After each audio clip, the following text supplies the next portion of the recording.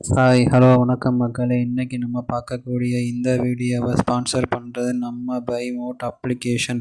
இந்த அப்ளிகேஷனை உங்கள் மொபைல் ஃபோனில் டவுன்லோட் பண்ணி உங்கள் வீட்டுக்கு தேவையான கிராசரி ஜாமான்களை வாங்கி பயன்பெறுங்க. ஓகே, வீடியோக்குள்ளே போகலாம். இன்றைக்கி நம்ம பார்க்கக்கூடிய இந்த வீடியோவில் நம்ம விஜய் தேவரகொண்டா அவர்களை பற்றி தான் பார்க்க போகிறோம். இவங்க வீடியோக்குள்ளே போவோம். விஜய் தேவரகொண்டா தெலுங்கு சினிமாவில் பெயர் பெற்ற ஒரு இந்திய திரைப்பட நடிகர். விஜய் தேவரகொண்டா 2011ஆம் ஆண்டில் ரவி பாபுவின் காதல் நகைச்சுவை திரைப்படமான நுவிலா 2000 மூலம் அறிமுகமானார். ஆனால் அவர் எவடே சுப்பிரமணியம் 2015 படத்தில் துணை வேடத்தில் நடித்ததன் மூலம் அங்கீகாரம் பெற்றார்.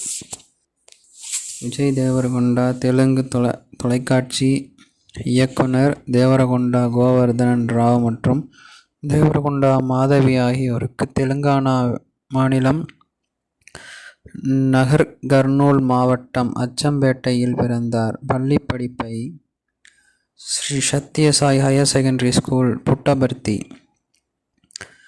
Little flower junior school Hyderabad ஆகிய பள்ளிகளில் முடித்தார் மற்றும் பத்ருகா காலேஜ் ஆஃப் காமர்ஸ் ஹைதராபாத்தில் தனது பிகாம் பட்டப்படிப்பை முடித்தார். ஆரம்பகால வாழ்க்கை தொழிலில் 2011ஆம் ஆண்டு ரவி பாபுவின் காதல் நகைச்சுவை நுவிலாவில் நடித்ததன் மூலம் தேவரகொண்டா திரைப்படத்துறையில் அறிமுகமானார். பின்னர் சேகர் கமுலாவின் லைஃப் இஸ் பியூட்டிஃபுல் படத்தில் சிறப்பு தோற்றத்தில் தோன்றினார். இந்த இரு திரைப்படங்களும் வெற்றிகரமான படங்களாக அமைந்தன. ஆனால் தேவரகொண்டாவிற்கு இதன் மூலம் அங்கீகாரம் கிடைக்கவில்லை. பின்னர் அவர் அந்த நேரத்தில் உதவி இயக்குனராக நாக் அஸ்வினுடன் அறிமுகமானார். அது தேவரகொண்டா நாக் அஸ்வினின் இயக்கத்தில் 2015ஆம் ஆண்டு வெளிவந்த திரைப்படமான எவடே சுப்பிரமணியம் படத்தில் நடிகர் நானியுடன் துணை வேடத்தில் நடிக்க காரணமாக அமைந்தது. இப்படத்தை தெலுங்கு திரையுலகில் தயாரிப்பாளரான அஸ்வினி தத் மகள்கள் தயாரித்தனர். பிரியங்கா தத் அவரை ஆதரித்தார். படப்பிடிப்பு தொடங்கியதும் ஸ்வப்னா தத் அவரது தனது பட நிறுவனத்தில் நடிக்க ஒப்பந்தமாக்கி கையெழுத்திட்டார்.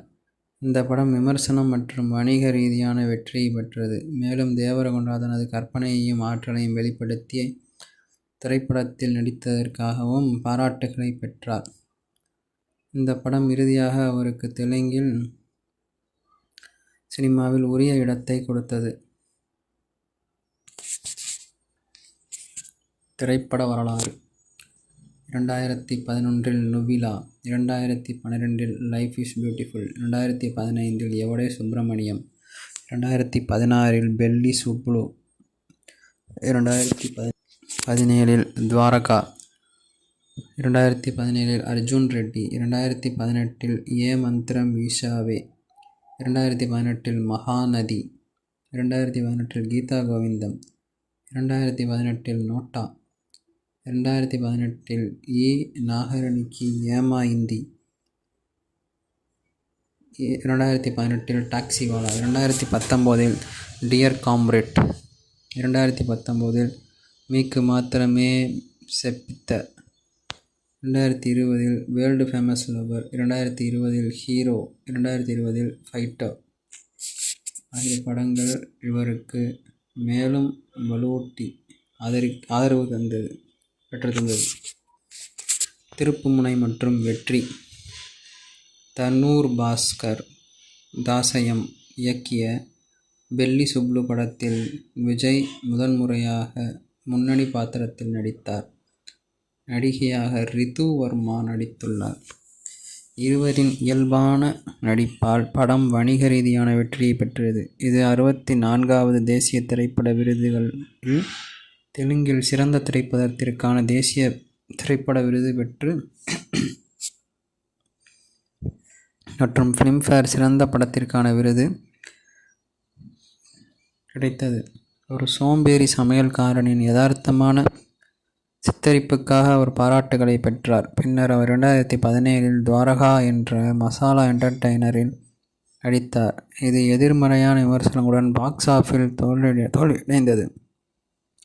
அவரது அடுத்த படம் அர்ஜுன் ரெட்டி மிகவும் தைரியமாகவும் தீவிரமாகவும் கதை இருந்ததற்காக பாராட்டுகளையும் விமர்சனங்களையும் பெற்றது. சுய அழிவு, குறுகிய மனநிலை மற்றும் குடிப்பழக்கம் கொண்ட அறுவை சிகிச்சை நிபுணரான விஜய் சித்தரிக்கப்பட்டது விமர்சன ரீதியான பாராட்டுகளை பெற்றது. இது அவருக்கு சிறந்த நடிகருக்கான ஃபிலிம்ஃபேர் விருது, தெலுங்கு உட்பட பல விருதுகளை வென்று தந்தது. அர்ஜுன் ரெட்டியை தொடர்ந்து ஏ மந்த்ரம் வீசாவே படம் 5 ஆண்டுகள் தாமதத்திற்கு பின்பு இறுதியாக வெளியிடப்பட்டது. இது விமர்சகர்களிடமிருந்து மோசமான விமர்சனங்களை வழங்கியது மற்றும் பாக்ஸ் ஆஃபிஸில் சிறப்பாக செயல்படவில்லை. பின்னர் அவர் நடிகை சாவித்திரியின் வாழ்க்கையை சுற்றியுள்ள வாழ்க்கை வரலாற்றை மகாநதி இல் நடித்தார். அதில் ஒரு கவர்ச்சியான மற்றும் எளிய புகைப்பட கலைஞராக நடித்ததற்காக பாராட்டுகளை பெற்றார். 2018ஆம் ஆண்டு தேவரகொண்டாவின் அடுத்த படம் கீதா ஆர்ட்ஸ் காதல் நகைச்சுவை படமான கீதா கோவிந்தம். இது அவர் ஒரு அப்பாவி மற்றும் பதட்டமான கல்லூரி பேராசிரியராக நடித்தார். அர்ஜுன் ரெட்டியில் ஆக்ரோஷமான பாத்திரத்திற்கு பிறகு இந்த கதாபாத்திரத்தில் நடித்ததற்காக தேவரகொண்டா பாராட்ட பெற்றார். இந்த படம் வணிக ரீதியான வெற்றி பெற்றது. இது 5 கோடி பட்ஜெட்டில் மட்டுமே தயாரிக்கப்பட்டது. அக்டோபர் 5 தேதி வெளியிட்டு அவரது அடுத்த படம் அரசியல் த்ரில்லர் நோட்டா இயக்கியது இருமுகன் புகழ் ஆனந்த் சங்கர். இது விமர்சகர்களிடமிருந்து கலவையான விமர்சனங்களை பெற்றது மற்றும் பாக்ஸ் ஆஃபிஸில் ஒரு பேரழிவாக முடிந்தது. இதுவே அவரது வாழ்க்கை வரலாறாக. நன்றி, வணக்கம்.